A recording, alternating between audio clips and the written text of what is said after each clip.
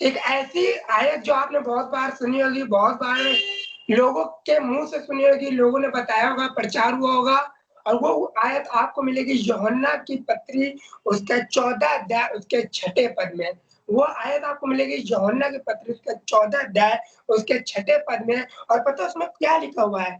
यीशु ने उनसे कहा, मार्ग और सत्य और जीवन मैं ही हूँ। पता है आपने कई बार इस आयत को लोगों के मुँह से सुना होगा, मार्ग, सत्य और जीवन मैं ही हूँ। और पता है आपने बहुत सी बारी मार्ग के विषय में लोगों के मुँह से सुना होगा, सत्य के विषय में आपने सत्य का प्रचार बहुत बार सुना होगा। बहुत लोगों ने सत्य के विषय में बताया होगा कि तुम सत्य को जानोगे, सत्य तुम्हें स्वतंत्र करेगा। यीशु मसीह ही सत्य है, वो ज़िंदा परमेश्वर का पुत्र है, यही बात सत्य है। आपने जीवन के विषय में सुना होगा, यीशु मसीह ने एक औरत से कहा, यदि तुम मुझे जानती तो तुम मुझसे जीवन का जल माँगती और मैं तुझे देता और जिसे पी कर तू कभी प्यासी न होती। आपने जीवन के विषय में सुना है, आपने बहुत सी बारी सत्य के विषय में सुना है, लेकिन शायद आपने अभी तक मार्ग के विषय में नहीं सुना होगा। आज मैं आपको उस विषय के बारे में बताना चाहता हूँ जो मार्ग है, जिससे आसमान के खुदावंद के कलाम की इस आयत का आगाज़ हुआ है, जिससे इस आयत की शुरुआत हुई है, जिसका पर्पस है मार्ग। पता है, जब हम कहीं पर भी जा रहे होते हैं, हमें लखनऊ जाना है, तो हमें लखनऊ का मार्ग लेना पड़ता है। जब हमें आगरा जाना है, तो हमें आगरा का मार्ग लेना पड़ता है। जब हमें इलाहाबाद जाना रहता है, तो हमें इलाहाबाद का मार्ग लेना पड़ता है। आपको पता है, जब आप रामा देवी चौराहे पर खड़े होंगे, तब आपको ये अलग-अलग मार्ग एक साथ दिख जाएँगे। अगर आपको रामा देवी से इलाहाबाद की ओर जाना, तो आप सीधे जाएँगे और यदि आपको आगरा की ओर जाना है तो आप राइट हैंड साइड जाएँगे और यदि आपको लखनऊ साइड जाना है तो आप लेफ्ट हैंड साइड जाएँगे। और पता है हर जगह एक मार्ग होता है और यदि मार्ग नहीं है तो माफ़ कीजिएगा आप भटक रहे हैं। पता है इस्राएलियों के लिए ऐसा लिखा है बाइबल में कि वो 40 साल तक जंगल में भटकते रहे, जबकि आसमान का खुदा उनके साथ अग्नि और बादल के खंभे में चल रहा था, फिर भी कहीं न कहीं वो भटक रहे थे। कई बार मेरा और आपके जीवन में भी भटकनापन है और पता है यीशु मसीह ने कहा, हे भटकने वाले लड़कों, मेरे पास आओ, मैं तुम्हारा भटकना दूर करवा दूँगा। कई बारी मार्ग की पहचान न होने के कारण हम भटक जाते हैं और यीशु मसीह कहने लगा, मार्ग मैं हूँ। और पता है उस मार्ग के विषय में क्या लिखा है कि यदि मूर्ख भी इस मार्ग में चले, तो भी ना भटकेगा।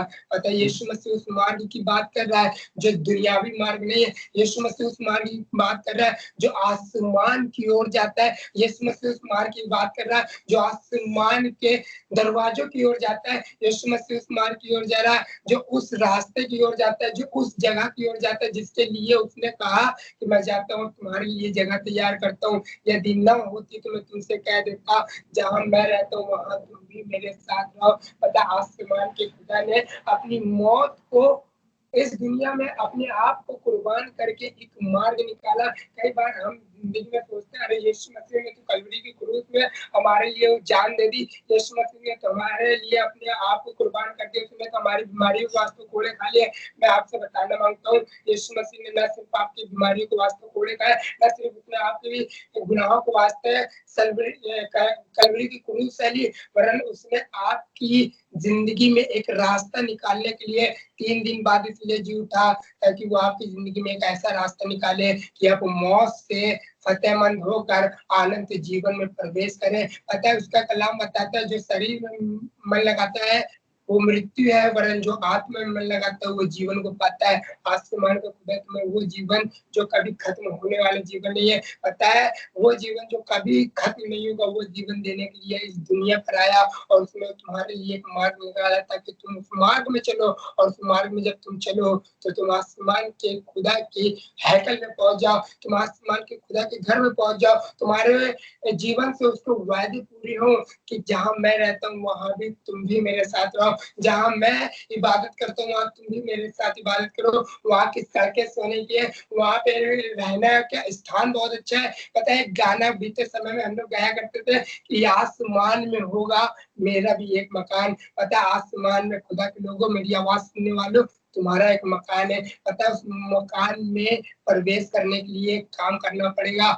एक राह पर, एक रास्ते पर, एक मार्ग पर चलना होगा और वो मार्ग कोई और नहीं, वो यीशु मसीह है। और पता है यदि तुम उस खुदावंत को देखकर उसके पीछे चलोगे तो मैं तुमसे बता देना मांगता हूँ, तुम कभी भी नहीं भटकोगे। एक और विषय में आपको ले चलना चाहता हूँ, एक और ऐसे मार्ग के विषय में आपको बताना चाहता हूँ जो आपको मिलेगा पहले राजा उसके 17 अध्याय, पहला राजा उसके 17 अध्याय उसके 12, 14 और 16 पद को यदि आप पढ़ेंगे तो आपको बड़ी बरकत मिलेगी। इससे पहले आप इस आयत को पढ़े इससे पहले आप इस आयत को पढ़े, मैं बता देना मांगता हूँ, ये एक स्टोरी है उस समय की जब इजराइल में शोमरोन में 3.5 साल का अकाल पड़ा। इजराइल में 3.5 साल का अकाल पड़ा और पता है उस समय क्रेत के नाले के पास खुदा का सेवक एलिया जाकर रहने लगा।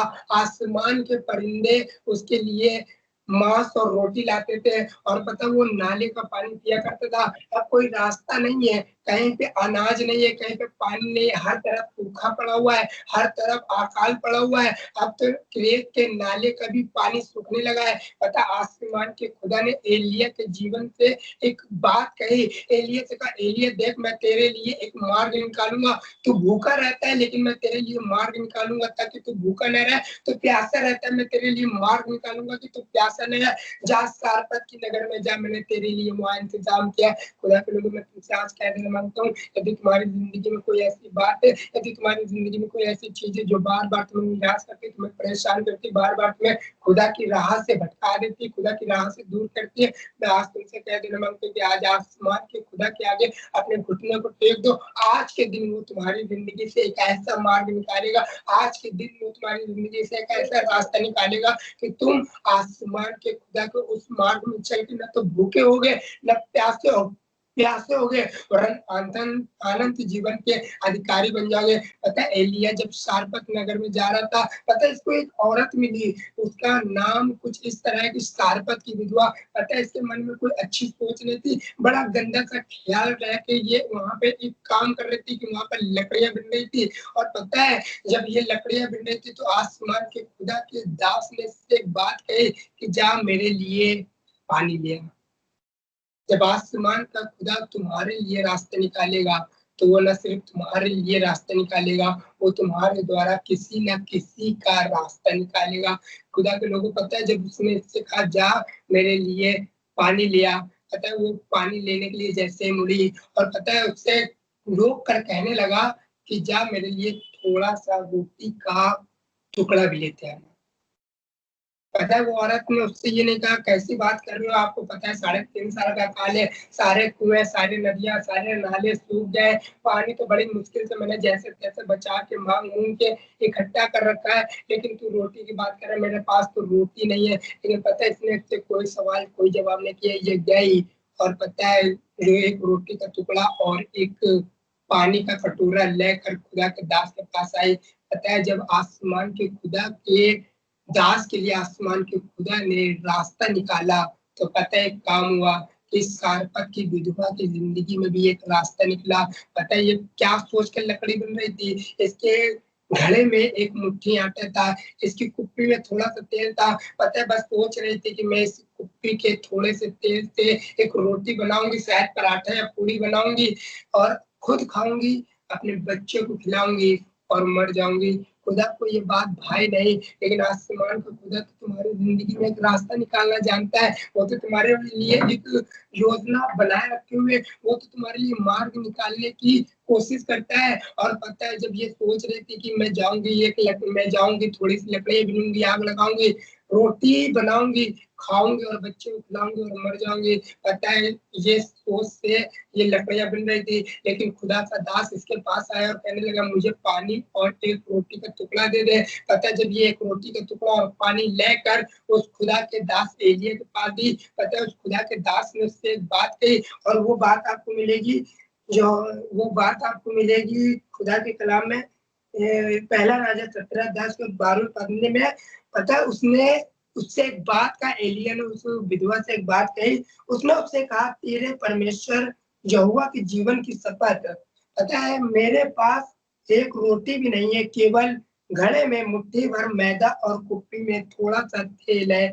पता है वो विधवा एलिय्याह से कहने लगी कि तेरे परमेश्वर यहोवा के जीवन की शपथ, मेरे पास एक भी रोटी नहीं है, केवल घड़े में मुट्ठी भर मैदा और कुप्पी में थोड़ा-सा तेल है, और मैं 2 और 1 लकड़ी बीनकर लिए जाती थी कि अपने और अपने बेटे के लिए उसे पकाओ और हम खाएँ और फिर मर जाएँ। लेकिन पता है आसमान के खुदावन के दास एलिय्याह ने 14वें पद में एक बात बोली, क्योंकि इस्राएल का परमेश्वर यहोवा जो कहता है कि जब तक भूमि पर मेंह न बरसेगा, तब तक न तो उस घड़े का मैदा समाप्त होगा और न उस कुप्पी का तेल घटेगा। और 16वें पद में और बरकत देने वाली बात लिखी है, और पता है क्या लिखा हुआ है? यहोवा के उस वचन के अनुसार जो उसने एलिय्याह के द्वारा कहा था, न तो उस घड़े का मैदा समाप्त हुआ और न उस कुप्पी में का तेल घटा। मेरे खुदा के लोगों, मेरे अजीज लोगों, मेरी आवाज़ सुनने वालों, खुदा के कलाम पर विश्वास रखने वालों, आसमान का खुदा तुम्हारी ज़िंदगी में भी एक मार्ग निकालने की सामर्थ्य रखता है। उसने भी तुम्हारी ज़िंदगी में एक मार्ग निकाला है। कई बार तुम सोचते हो कि अरे अब तो मैं हाई स्कूल पास हो गया, मेरे लिए कोई रास्ता नहीं है, अब तो मैं कुछ ना कुछ अपने आप को कर लूँगा। शायद आपने सुसाइड करने के लिए सोच लिए। कई बार आपकी बिटिया बीमार रहती है, आपने सोच लिया अरे मेरी बिटिया बीमार रहती है, इतने सालों से चर्च जा रहे हैं, लेकिन बिटिया की ज़िंदगी में कोई रिलीफ नहीं है। कई बार आपने सोच लिया है कि अरे मेरा कर्जा बहुत हो गया है, अब देखो इतने कर्जा हो गया कि लोग मेरे घर में आते हैं, कर्जा माँगते हैं, लेकिन मैं तुमसे कह देना माँगता हूँ, तुमसे बता देना माँगता हूँ कि आज भी आसमान का खुदा तुम्हारी बीमारी में तुम्हारे लिए रास्ते निकालने की सामर्थ्य रखता है। आज भी आसमान का खुदा तुम्हारे कर्ज में तुम्हारे लिए रास्ते निकालने की सामर्थ्य रखता है। आज भी मेरे भाई, यदि तुमने सोच लिया तुम हाई स्कूल फेल हो गए, मैं तुम्हें से कहता हूँ आसमान के खुदा ने तुम्हारे लिए रास्ता रखा है। यदि तुम जिंदगी में यदि एक अक्षर भी नहीं पढ़ोगे, तो भी आसमान का खुदा तुम्हारी परछाई के द्वारा लोगों को चंगा कर लेगा। क्यों? क्योंकि वो तुम्हारे लिए रास्ता निकालना जानता है। हालेलुया। पता है आसमान के खुदा की एक क्वालिटी है, उसकी क्वालिटी ये है कि वो दलित को, भूले और कंगाल को मिट्टी पर से उठाकर ऊंचे पर बैठाता है। रास्ता कहाँ से निकलेगा? पता है रास्ता आसमान के खुदा के अनुग्रह से निकलेगा। आदि शाम मैं आपसे बता देना मांगता हूँ, कर्जा शायद बहुत बड़ा है, लेकिन आसमान का खुदा रास्ता निकालेगा और ये कर्जा मिट जाएगा। आसमान का खुदा रास्ता निकालेगा, ये टेंशन मिट जाएगी। आसमान का खुदा रास्ता निकालेगा, चर्च जो कल तक बंद हो गया था खुल जाएगा। पता है एक समय ऐसा भी था जब हमें लग रहा था कि अब हम कैसे इबादत करेंगे, कैसे हम चर्च जाएंगे, लेकिन आसमान के खुदा के अनुग्रह से एक रास्ता निकला, एक ऐप निकला। आसमान के खुदा का इबादत हम इस ऐप के जरिए करने लगे। पता है ये वो रास्ता है जो आसमान के खुदा की मेहरबानी से निकला, और वो रास्ते ने हमें और आपको एक साथ इकट्ठा कर दिया, जोड़ दिया। पता है एक और रास्ते की बात बताऊंगा, जिस रास्ते के विषय में आपने बहुत सुना होगा। वो रास्ता आपको मिलेगा निर्गमन की पुस्तक, उसके 14 अध्याय उसके 13वें पद में। निर्गमन की पुस्तक उसके 14 अध्याय उसके 13वें पद में आपको पता है जब मिस्र की सेना इजराइल का पीछा कर रही थी, इजरायली जो मिस्र की गुलामी से निकाले गए थे, जिसको मूसा मिस्र देश की गुलामी से निकाल कर लाया। पता है जब मूसा ने मिस्र देश की गुलामी से निकाल कर लाया, तो ये लाल समुद्र के पास आकर खड़े हो गए। तो पता है जब ये लाल समुद्र के पास आकर खड़े हुए हैं, कहने लगे मूसा से कि क्या तू हमें मरने के लिए यहाँ लाया है? क्योंकि आगे लाल समुद्र है और पीछे मिस्र की सेना पीछा कर रही है, ताकि उन्हें पकड़े और मार डाले। पता है ये लाल समुद्र किसको दर्शाता है? मिस्र में जब 10 विपत्तियां पड़ी, तो उसमें से एक विपत्ति ऐसी थी जिसमें नील नदी का पानी खून के समान हो गया और उसकी मछलियां मर गई और उसका पानी बसाने लगा। पता है ये लाल समुद्र कोई और नहीं थे, ये लाल समुद्र मौत थे। और पता है लोग मौत के किनारे आकर खड़े हो गए और कहने लगे आगे भी मौत है, पीछे भी मौत है, क्या तूने हमें मौत के बीच में लाकर खड़ा कर दिया है? पता है परमेश्वर के दास मूसा ने एक बात कही, निर्गमन की पुस्तक उसके 14 अध्याय उसके 13वें पद में। मूसा ने कहा कि मूसा ने लोगों से कहा डरो मत, डरो मत कि आगे भी मौत है, पीछे भी मौत है। माना कि आगे लाल समुद्र है और ये लाल समुद्र का मतलब है मौत, यानी तुम इस मार्ग में जाओगे तो शायद मर जाओगे। लेकिन मूसा ने कहा डरो मत, खड़े खड़े वहां उद्धार का काम देखो जो यहोवा आज तुम्हारे और मेरे विषय में करता है। पता कहने लगा आज खड़े खड़े यहोवा का उस उद्धार का काम देखो जो यहोवा आज तुम्हारे और मेरे विषय करता है। कौन सा उद्धार का काम है? पता है, उस लाठी को जो यीशु के नाम के द्वारा जो परमेश्वर ने मूसा से कहा कि तेरे पास क्या है? मूसा ने कहा मेरे पास लाठी है। क्योंकि यीशु मसीह ने परमेश्वर ने उससे कहा जा तू इस लाठी को लेकर जा और इस लाठी के द्वारा मैं तेरे संग रहूंगा। पता है, जब इसने उस लाठी को समुद्र की ओर बढ़ाया, पता है समुद्र में मार्ग निकल गया। पता है, उस समुद्र में एक सूखा रास्ता निकला और पता है इज़राइल की सारी कौम उस मार्ग से निकलने लगी। और पता है वो विपत्तियां, वो क्लेश, वो परेशानियां जो मिस्र की सेना के रूप में उस मार्ग में आ रही थी, पता है ऐसा लिखा है, बाइबल बताती कि वो सब रथों और घोड़ों के समेत समुद्र में जा डूबी। परमेश्वर का कलाम बताता है मेरे खुदा के लोगों कि जिन विपत्तियों को आज तुम अपने जीवन में देखते हो उनको कभी नहीं देखोगे। आसमान के खुदा न सिर्फ तुम्हारे जीवन में मार्ग निकालेगा, वरन वो तुम्हारे जीवन में ऐसा मार्ग निकालेगा कि जो विपत्तियां तुमने अपने जीवन में पहले देखी है वो अपने जीवन में फिर कभी न देखने पाओगे। पता उस मार्ग में आसमान के खुदा ने इजरायलियों को निकाला और पता है उस मार्ग में उसने उनको उत्तम उत्तम पदार्थों से तृप्त किया। आज मेरी दुआ है यदि तुम्हें लाल समुद्र नजर आ रहा है, यदि तुम्हें मौत नजर आ रही, यदि तुम्हें कर्जा नजर आ रहा है, यदि तुम्हें बीमारी नजर आ रही है, यदि तुम्हें लगता है अब कोई रास्ता नहीं है, यदि तुम्हें लगता है कि अब कोई आगे रास्ता नहीं है, यदि तुम्हें लगता है कि अब कोई निराशा ने हमें चारों तरफ से ले लिया, अब तुम्हें लगने लगा कि अब हमारा कुछ होने वाला नहीं, मैं तुमसे कहना मांगता हूँ आसमान के खुदा के पास तुम्हारे लिए एक ऐसा रास्ता है जो रास्ता आसमान के खुदा के घर की तरफ जाता है, वो रास्ता जो आसमान के फाटकों की ओर जाता है, वो रास्ता जो स्वर्ग की ओर जाता है। पता है यीशु मसीह ने कहा जो मुझ में से होकर प्रवेश करेगा वो अनंत जीवन पाएगा। आज वो तुम्हें अनंत जीवन देने के लिए तुम्हारे पास आकर खड़ा हुआ है। बस मेरे भाई मेरी बहन तुम्हें करने की एक काम की जरूरत है कि अपने घुटने को टेक कर खुदा बाप से कहने की जरूरत है, खुदा बाप मेरे लिए रास्ता निकाल। पहले वो तुम्हारे लिए रास्ता निकालने के लिए कामिल और काबिल खुदा है। पहले वो तुम्हारे लिए रास्ता निकालने के लिए कामिल और काबिल खुदा है। क्योंकि व्यवस्था विवरण उसके 30 अध्याय उसके 16वें पद में एक बात लिखी है। व्यवस्था विवरण के 30 अध्याय के 16वें पद में एक बात लिखी है, क्योंकि मैं आज तुझे आज्ञा देता हूँ कि अपने परमेश्वर यहोवा से प्रेम करना और उसके मार्गों पर चलना।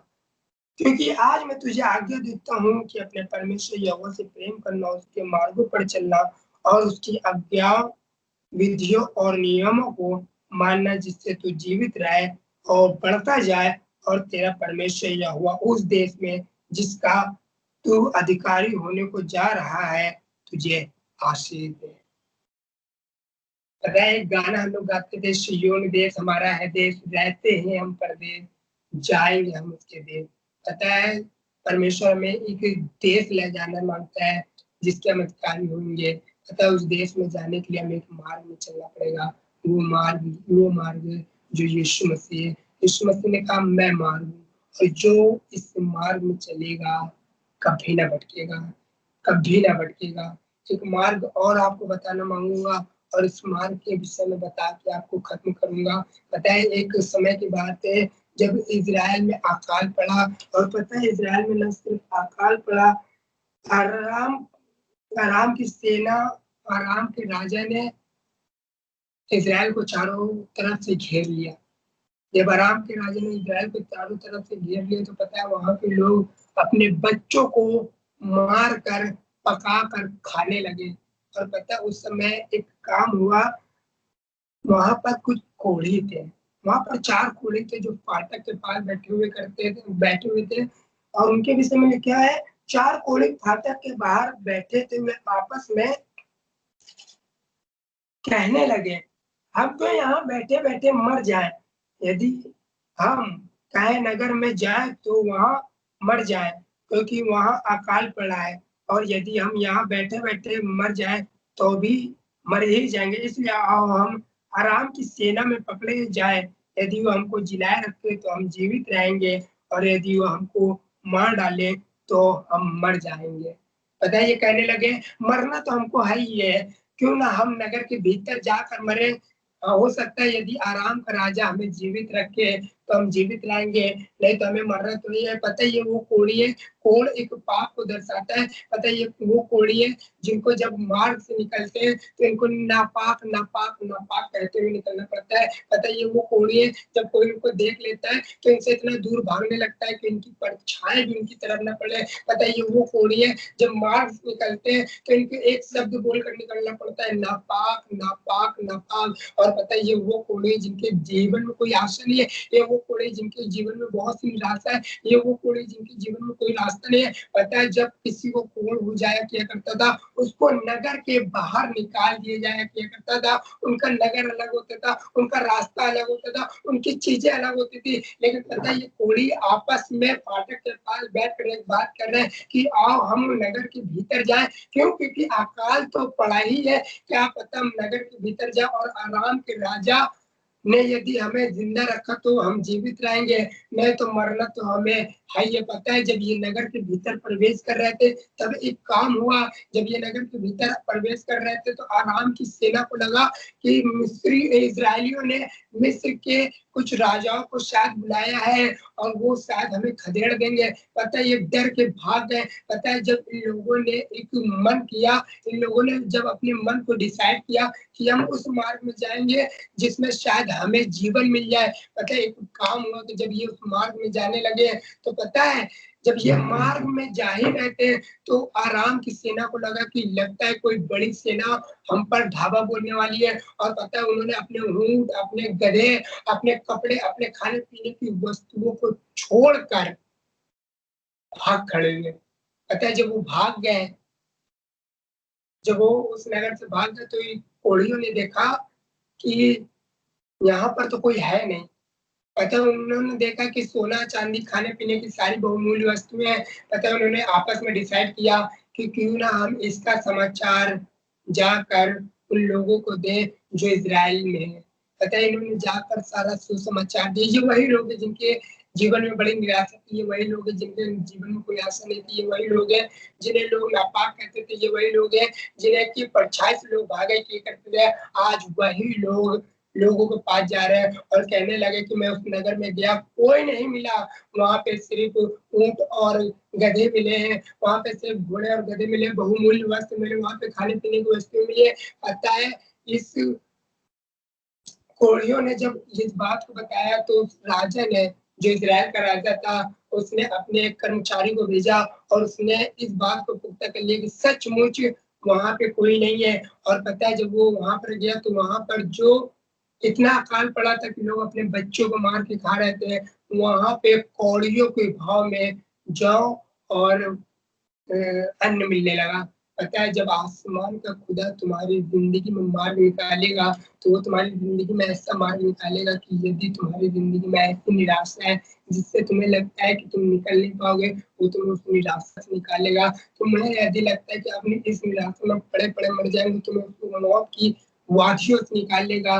बस एक काम करने की ज़रूरत है, जिस तरह इन 4 कोढ़ियों ने आपस में डिसाइड किया कि मरना तो हमें है ही है, आओ उस मार्ग में चलें जिसमें शायद हमें जीवन मिल जाए।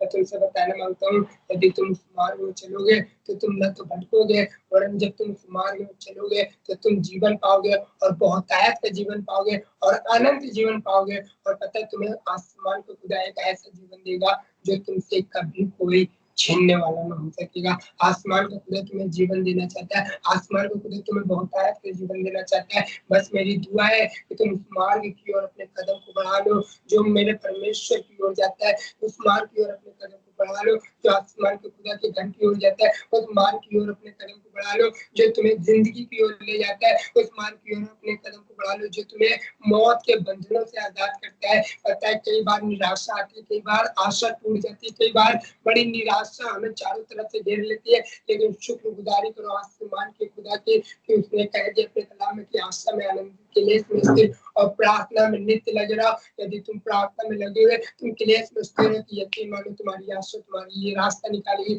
और वो रास्ता तुम्हें आसमान के खुदा के करीब ले जाएगा। और जब आसमान के खुदा के करीब बने रहोगे, तो तुम उसकी बरकतों को अपनी ज़िंदगी में देखने पाओगे। और जब उसकी बरकतें तुम्हारी ज़िंदगी में आएगी, तो ना सिर्फ तुम बरकत पाओगे, वरन तुम्हारे द्वारा बहुत तेरे लोग बरकत पाएंगे। मैंने जब एलिया के विषय में पढ़ा तो मैंने देखा कि इसकी जिंदगी में लग रहा कुछ बरकत नहीं दिखाई पड़ रही, इसकी जिंदगी में तो खुद भूख पड़ी है, इसकी जिंदगी में तो खुद मौत ने और अकाल ने दस्तक दे दिया है, और खुद शायद इसकी जिंदगी में प्यास ने दस्तक दे दी है। लेकिन आसमान के खुदा ने न सिर्फ इसके लिए मार्ग निकाला, और इजराइल के परमेश्वर यहोवा ने न सिर्फ एलिया के लिए मार्ग निकाला, लेकिन एलिया के द्वारा उस सारपत की विधवा के लिए भी मार्ग निकाला, जिसके मटके में मात्र एक मुट्ठी मैदा था, एक मुट्ठी आटा था, कुप्पी में थोड़ा सा तेल था। लेकिन आसमान में खुदा ने कह दिया कि जा इसी एक मुट्ठी आटे में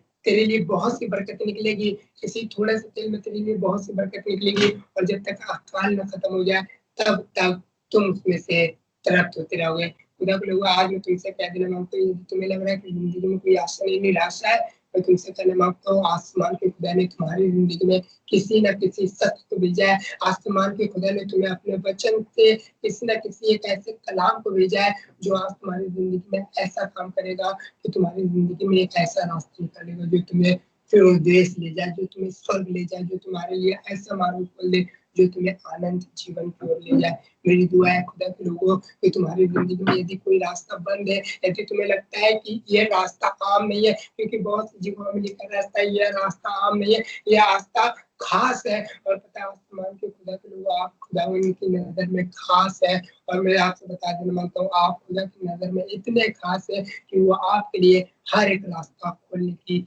सामर्थ्य रखता है। चाहे शैतान आपको जौन सा रास्ता क्यों ना रोक लो, क्यों ना आपकी चर्च बिल्डिंग के लिए पैसे का इंतजाम नहीं हो पा रहा है, शायद शैतान रास्ता रोक रहा है, कई बार आपके विश्वास में आजमाइश कर रहा है शैतान, लेकिन मैं दुआ करना मांगता हूँ आसमान को खुदा तुम्हारी जिंदगी में रास्ता निकालेगा, और ये रास्ता तुम्हारी जिंदगी में एक ऐसा रास्ता निकलेगा कि तुम ही न सिर्फ इस रास्ते से बरकत पाओगे, लेकिन बहुत से लोग इस रास्ते में चल के तुम्हारे द्वारा बरकत को हासिल करेंगे, और वो बरकत तुम्हारी जिंदगी में न सिर्फ बनी रहेगी परंतु तुम्हारे द्वारा बहुतों की जिंदगी में ये बरकत इम्पार्ट होगी। यीशु मसीह न सिर्फ आसमान के खुदा को यीशु मसीह न सिर्फ आसमान के खुदा का बेटा इस दुनिया पर आया, वरन उसने न सिर्फ बरकत हमको दी, वरन वो खुद बरकत का कारण इसलिए बन गया ताकि वो एक ऐसा मार्ग बन जाए जिसमें यदि मुंह के भी चले तो अभी ना भटकेगा। मार्ग, सत्य और जीवन यीशु मसीह है, और यदि उस मार्ग पे कोई चले तो कभी ना भटकेगा। मेरी दुआ है कि आप उस मार्ग पर चले जो यीशु मसीह की ओर जाता है। मेरी दुआ है आप उस मार्ग की ओर चले जो फिरौदेश की ओर जाता है। आप उस मार्ग की ओर जाए जो खुदा के घर की ओर जाता है। मुझे यकीन है कि वो मार्ग आपके लिए उन्नति का मार्ग होगा। खुदा आपको इस कलाम के द्वारा, इस वचन के द्वारा, इस छोटी सी आशीष की बात के द्वारा बरकत दे। और मेरी दुआ है कि आज के दिन, आज के जीवन में, आज के दिन आपके जीवन में कोई ऐसा मार्ग निकले कि आप भी कहने पाए कि खुदा ने मेरी जिंदगी में एक रास्ता निकाला है, और वो रास्ता मेरे बंद मार्गों को खोल देता है। Praise the Lord, God bless.